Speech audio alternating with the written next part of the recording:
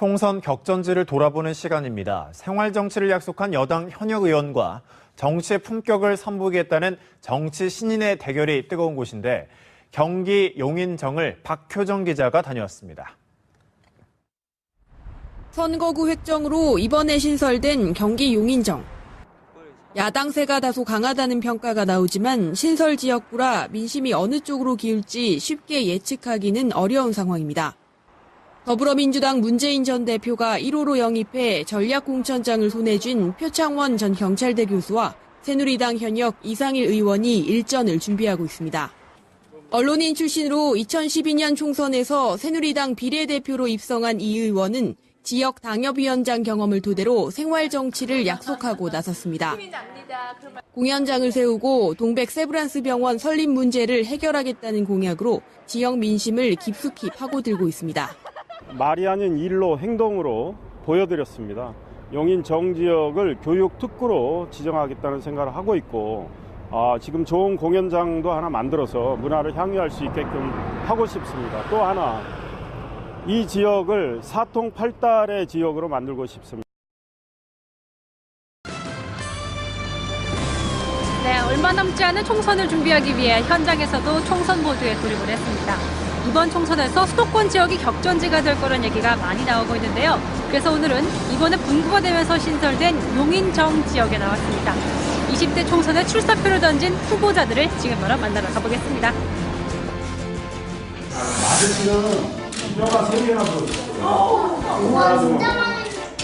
현역 의원이자 지난 2년간 용인을의 당협위원장을 지낸 이상일 후보자 만나보겠습니다.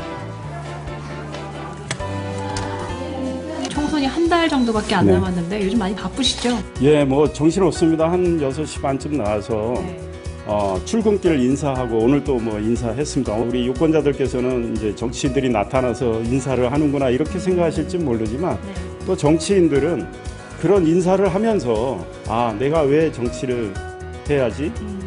내가 왜 우리 시민들께 내가 뭘 해드릴 수 있지? 뭘 해야지? 이런 어떤 마음가짐을 가다듬는 그러면 왜 험지 출마가 될 수 있는 용인정인가? 야세가 좀 강한 지역이 들어와 있는데 그럼에도 불구하고 내가 사는 곳이 이쪽이고 정말 저는 말이 아닌 일로 보여드리겠다. 수원 인터체인지 이름을 수원 신갈로 바꿨습니다. 46년 동안 그 이름이었습니다. 아무도 못했습니다. 우리 용인 시민들은 다 압니다. 이상일이가 이걸 해냈구나. 네. 정말 일로 보여줬구나. 그 다음 용인 서울 고속도로 통행료 인하 이거 10% 인하했는데 이거는 아무도 발상을 못했어요. 그래서 용인에서는 정말 우리 시쳇말로 빡빡 비었습니다. 마지막으로 이상일 후보에게 용인정이란 뭘까요? 용인을 변화시키고 또 용인의 품격을 올릴 중심지역. 중심지역이다. 네, 말씀드리고 싶습니다. 네, 알겠습니다. 인터뷰 마치겠습니다. 고맙습니다. 네, 감사합니다. 박근혜 대선 캠프 대변인 출신인 이상일 새누리당 후보는 검증받은 후보라며 자신감을 보입니다. 경선을 통해 주민들의 선택을 받았고 지역 당협위원장을 맡아 일해왔다는 겁니다. 표창원 후보는 당이 낙점한 낙하산 후보고 이상일 후보는 시민이 선택한 시민 후보입니다.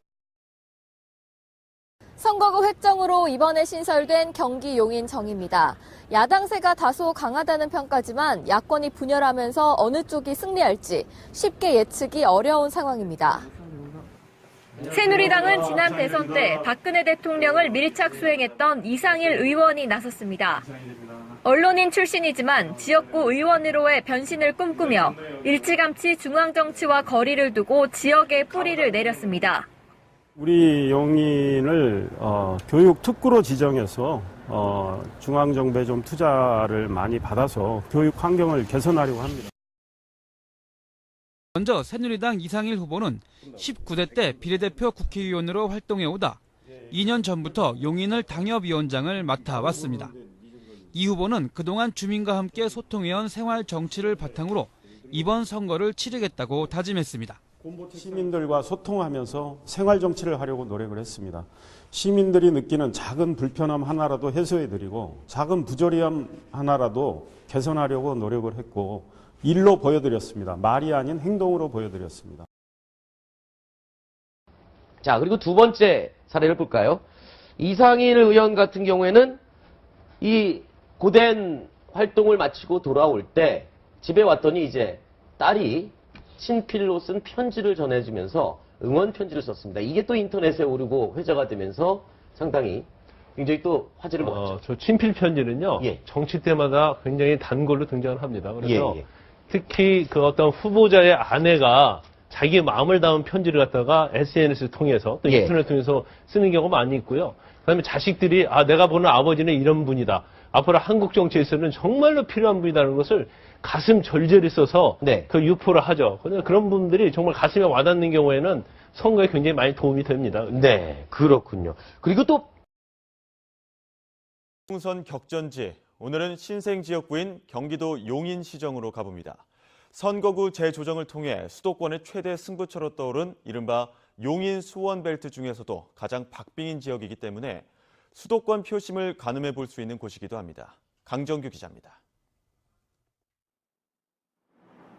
20대 총선의 신설 지역구인 경기 용인정은 수도권 판세를 좌우할 핵심 축으로 떠오른 용인 수원벨트 중에서도 최대 승부처로 꼽힙니다.